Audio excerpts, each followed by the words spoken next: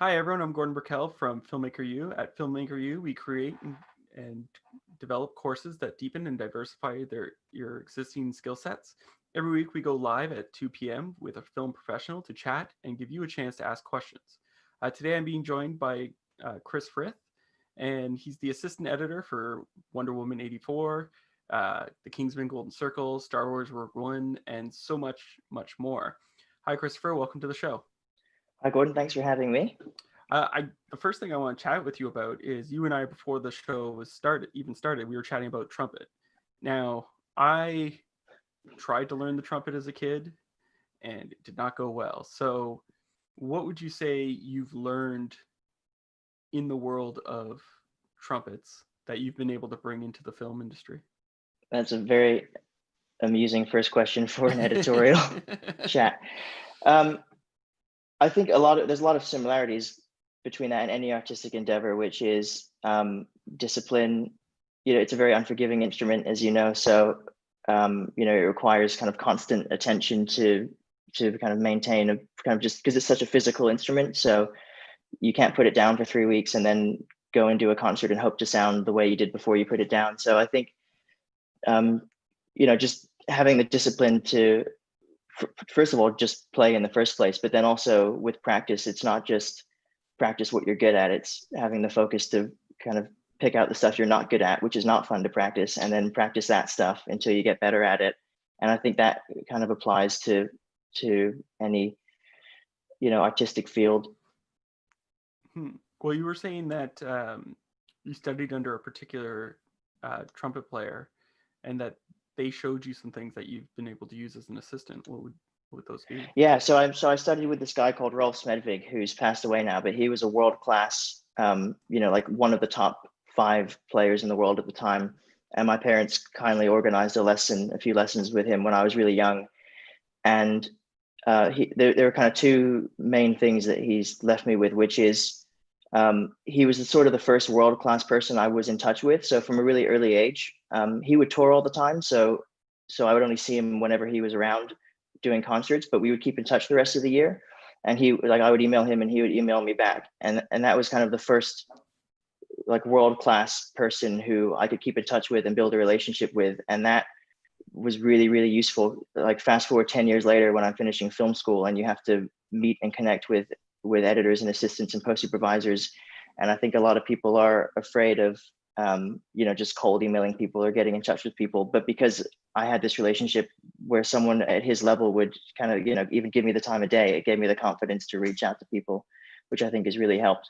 And then the other thing he would say a lot during lessons is he said, never lose that childlike excitement about music, which I think applies to filmmaking just as much as music. And, even in editing, there are days when, it's like, particularly when I was a trainee, it was, run this drive over to set. I'm like, oh, I've got to get, it's freezing. I've got to run this drive all the way over to, the far end of the studio. And you kind of have to stop and think, hang on, you're getting paid to visit the set of a big movie. It's not bad. And I think, as anybody knows, it does, of course, it's exciting and we're really excited to be doing what we're doing, but it does become work. And, towards the end of a project, particularly, it can be exhausting and it can feel like you've had enough. And so I think it's important to kind of just pinch yourself every once in a while and not lose that childlike excitement about movies. Now, well, how do you prevent yourself from losing that childlike wonder when you're actually seeing how it's made? I think one of the things I struggled with when I got into film was you see the T-Rex in Jurassic Park, but now you know how it's made, so it's not as exciting to see it the first time. So how do you, when you're seeing how the sausage is made, how do you still keep that wonder? I think if a film is good, I can still get lost in it. I can Okay. still get swept up in the drama of it and the emotion of it. And, if you care about the characters and you want to know what happens to them and the story is good, I find myself not thinking about anything on a technical level. It's only if it's bad where I'm thinking this scene is really dragging, or, that doesn't make any sense. This should be cut. Mhm. Um, I think if the film is good, I don't know. I just, I think when you like, I want to be manipulated by a film, which like I want to go in there and have an experience, whether it's a drama or an action. I kind of just want to get swept away and get lost in it. So yeah, if it's good, I kind of don't notice, or can be really forgiving. It's only really when it's bad, in which case it doesn't matter anyway. So now, how did you get into the film industry and where you are? Because I think a lot of people, the films you've worked on are films everyone wants to work on. So how did you get from school to this career path? I mean, so when I was really young, I kind of just started making films, playing with the camera, and you're doing everything, directing and writing and shooting it. And then I kind of quickly discovered that getting home and looking at the footage was my favorite part of it. So when I kind of realized I wanted to focus in editing, I did go to a film school, although I don't know that it's not the right path for everybody, and I don't know if I would do the same thing again. But um, I can't kind of overstate enough how much about it is word of mouth. The whole industry runs on word of mouth. Particularly the kind of jobs I do are not advertised. There's no kind of, they're not in any of the Facebook groups. So there's no kind of classifieds for it. It's just, we need to find somebody. Who do you know that's good? And that really is it. So and I think also I like working on big and small films, both because the experience in the day-to-day is really different, but also the final product. I'm really proud of a little indie film that's quite emotional, and I'm also equally proud of a really exciting, huge film that's opening all over the world.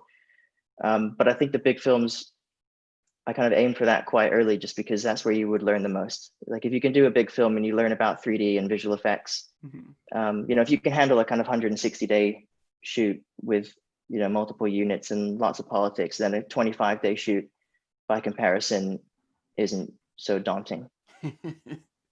What is there a particular independent film that you've worked on that you because I find a lot of independent films go under the radar for people. So is there one that you worked on that you're like, you got to check this out? Yeah, I mean, I think I'm proud of all of them, but there's this one called The Show, which is it's just doing the festival circuit now, that was written by Alan Moore, which it's not mass entertainment, Like and Alan it's Moore, not for everybody. Alan Moore, the comic book writer, like the Yeah, graphic novel exactly. writer. Wow. Yeah, so he's kind of well known for hating all adaptations of his work as films, right? He always takes his that was name my off of next them. question.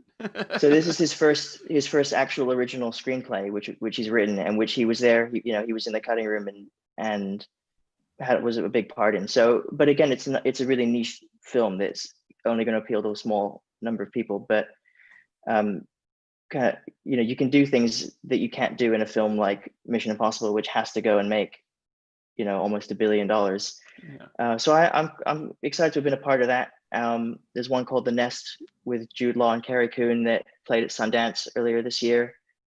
There's one I've just finished, which isn't out yet, called To Olivia, which is kind of a Roald Dahl biopic, and it kind of chronicles a few years of his life when he was married to Patricia Neal, and it's got Hugh Bonneville as Roald Dahl, and I was familiar of his work growing up, so that was and I had just a great time working on that. It was a 25-day shoot.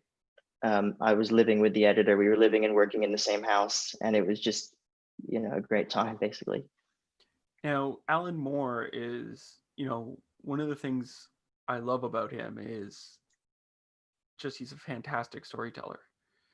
So in the edit suite, did you pick up anything from him that you're going to take with you for the rest of your life in terms of telling stories? That's a good question. I think for him, it's just about everything making sense, even if it's not on a conscious level. It's more about an experience, I think, than just plot driven. I don't know. It's a good question. I need time to think on that. Well, and I think about he's a larger than life presence. Whenever I've seen him interviewed and stuff, he's sort of, I don't even know how to explain him to someone, but it's all about story and, like you said, yeah, engagement. And I was impressed. We would watch a cut of the film, and you kind of, he'd watch the first cut of the film, and then when he's giving feedback, he didn't need any time. As soon as the film ended, he started giving feedback, and he was referencing very specific scenes and lines of dialogue and shots and cuts, and it was clear that every single thing that went on that screen he had taken in. And it wasn't that scene that came before that. It was the scene in the hospital where this guy said exactly that. So Wow. yeah, he had an encyclopedic knowledge, and I know it's his own screenplay, but he would have written it months earlier. So I think I was impressed with how articulate he was able to be, especially after watching something just once. Yeah. Well, now, in terms of being an assistant, how have you guys been working with COVID and everything? Because are you still working at home, or have you gone back to the cutting room? How's that working right Yeah, now? so right now, so when it first happened, I just started Mission Impossible, and then this is very beginning of March, and then the UK went into its first lockdown, and everything stopped. So we were just basically put on hiatus immediately, and then I managed to get through a post supervisor friend, which again is word of mouth. Mm-hmm. I managed to get a job on The Great season 1, the Hulu TV show with Nicholas Hoult and Ellie Fanning. So I came on just to the tail end to help out in the final 6 weeks, just to kind of get it across the finish line, and that I was doing from home. And then after that, I did a couple of short films, which I really like doing because it's a totally different skill set from assisting, and because editing In short what way? films, Like, what do you find is different about it? just being the editor Oh, okay. instead Oh, of okay. Got it. Yeah. and like with Eddie Hamilton, he's really encourages you to cut and gives feedback, but it is very different. And I've kind of seen assistants who assist for a long time and don't actually do any cutting, and then the opportunity arises and they're really slow or they struggle with it, just because it is the two disciplines can be really different. And if you don't Mm-hmm. keep the editing skill set fresh, or you've got a director over your shoulder saying trim this cut, and all of a sudden you've taken the music out of sync, and it's like just really embarrassing. And so that's why I think it's important to kind of do those little projects. And if editing is, some people want to keep assisting, but for me, I do eventually want to edit full time, so I try and do that. But so yeah, during the lockdown I did some work on some short films and some commercials to kind of keep myself afloat, but there really wasn't much until we started back up again in September. Beginning of September, we started back up on Mission, and now we're working at the studio. The crew is on location and we're working at the studio, but there's quite a few. We have a COVID PCR test every week, and then we have our temperature taken every day when we go in, and we're issued a wristband for the day. There's a different color for every day to say that we can go on a site. And then we're still, there's one-way systems in place. And when we're not, unless we're alone in our office, we're wearing masks all the time. So there's kind of a lot of mitigating factors. And also we're all driving there, so it feels actually quite safe. We're all, at home and then in our car and then at the studio. So I think we're all quite happy to be working in the studio, especially because they're shooting at the moment. So I think it would be hard for, there's 8 of us, so it would be pretty hard for all of us to keep media in sync, as we've Yeah, got so much coming in every day. well, and I think one of the things, at least what I've seen here in Toronto, that initially was a big issue was the internet infrastructure. Like, we have the internet, but I can't upload 100 gigabytes over, a night and quickly get it to, like, you have to shuttle drives, you have to go back and forth with things, and just the And then we're internet mixing struggles. down and we're making Yeah, render files, and yeah, yeah. it would be, well, with the solution I think that we would try and pursue if we ended up having to work from home is all remote in. Mm. But either way, unless we absolutely have to, I think we're going to try and keep going to work. Yeah, because we had someone try to remote in, and they were having huge issues with sync, in terms of, Yeah, not in terms of like the stuff was still in sync on the Avid. It was because of the delay through the internet. It yeah, was coming out, like the audio was processed faster than the video was processed, so it caused like a visual sync for the issue. But it yeah. We've was. been doing tests with the kind of putting in hardware boxes, encryption. Mm-hmm. I don't know. People, not everybody, but one of the other members of the team has been testing it with a piece of hardware at his house, just to see if we can get it to work, which I think we can, but nobody wants to go there. It would be challenging. Yeah, it would just take a lot longer to do the same thing. Yeah. And Now. because we're shooting, we're getting media every day, so it's not like we can all just Yeah. take a set of drives or anything. Yeah. Now, I asked Eddie for some questions for you, and he mentioned that you got your private pilot's license during lockdown. How the heck did you get a private pilot's license during lockdown?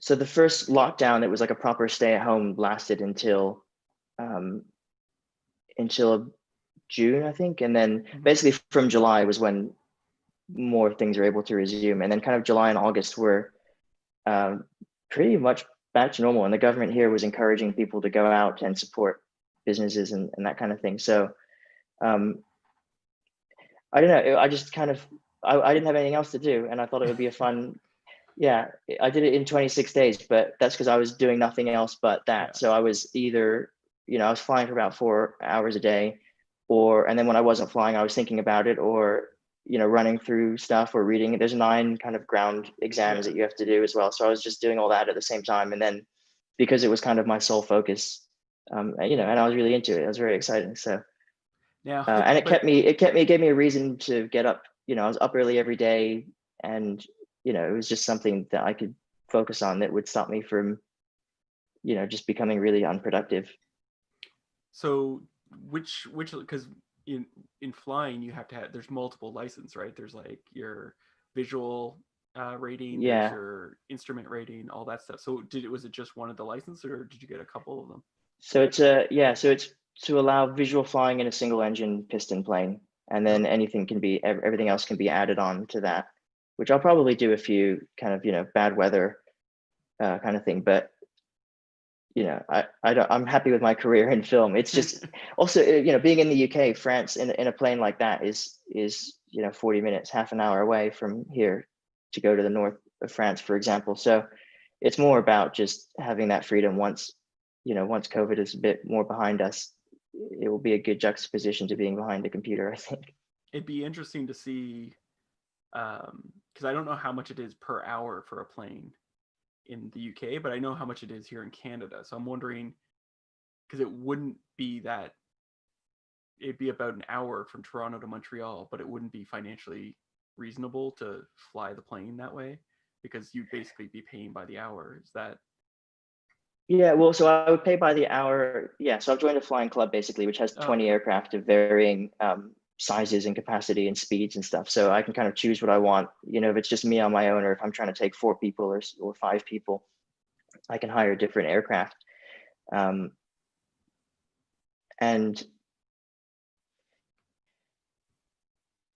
if you're splitting the cost between multiple people, then I think it's actually surprisingly affordable anyway. But if you're starting to split the cost between people, then it goes down drastically. And for example, going to Paris, which would be a little over an hour, versus the Eurostar, 6 Eurostar tickets versus the price of a 6-seater plane for an hour divided by 6, and you're only paying for the time that it's in the air. So the arrangement that I have. So stuff like that makes it actually considerably cheaper than but at the end of the day, I've tried to justify it to myself on a cost basis a lot. At the end of the day, it's because it's fun. Yeah, I can't. It's not. I'm not saving any money by having done this. Plus, it'd be pretty cool if like Eddie was like, "Oh, we got to go to northern Paris for a job," and you could be like, "Just hop in my plane, let's go." That'd be awesome, because then Paramount could pay for it. I'd be well up for that. Yeah, we did joke about, because they're shooting over in Europe at the moment, and we did joke about, I'll go and get the rushes every morning and take the drives back every night. It would be good to build up your hours. I just know there would be days where the weather's bad and it's like, we need our rushes, and it's like, oh, don't really want to go through that thunderstorm, but okay. What's really interesting about this, and I don't even think I have a question here, but what's interesting is that the editing side is so artistic and drives your artistic side. And then from what I remember from people I know who've gotten their pilot's license, is it's very mathematical and geometric in a sense, because you have to like plan everything out. Like balancing those two out seems really interesting to me, because you don't usually hear about an artist who also loves math, or a math person who loves art. Yeah, I'm not that either. I've got the math ability of a kind of 12-year-old.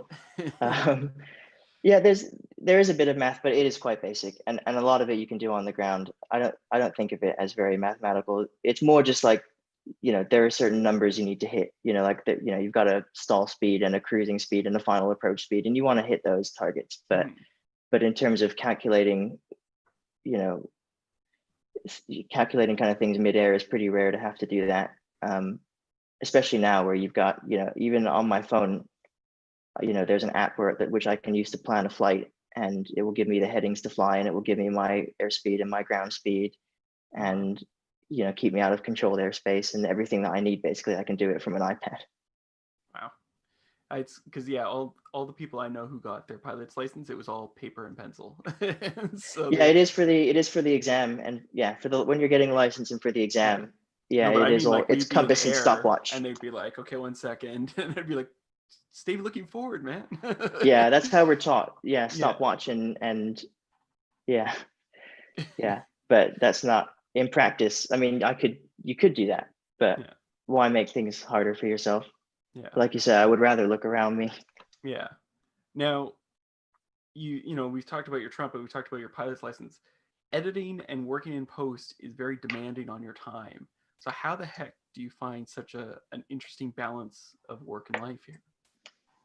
Well, not always successfully. Yeah. There are definitely times where I can't do other things, but especially where I am now as kind of Eddie's first assistant, is I've got a bit more control over the hours that I do and the hours that the team does. And I'm really keen to change. There seems to be kind of an unspoken etiquette, which is that if you're not working flat out and you're not super busy, then you must be lazy. And I really want to, come away from that a little bit, because, everybody's different, and some people are capable and really enjoy working 60 hours a week. And some people, including, 3 others on our team, have families and kids. And if they can go home at 6, then they would prefer to do that. So I think it's kind of a lot of the time you do kind of 7 or 8 hours of work in a 12-hour day. And there's a lot of waiting around in case, like, should we stay around in case the director wants to come after filming today? Yeah. And it's kind of like, well, should we just ask him? Or, do we need 4 of us to do that? So, and the size of the team we've got on a film like Mission Impossible, which is what I'm doing now, is, there's 2 first assistants basically. So I'll kind of come in early and leave a bit earlier. And then Tom Coop, who's the other one, will come in a bit later and leave a bit later, or we'll do the other way around.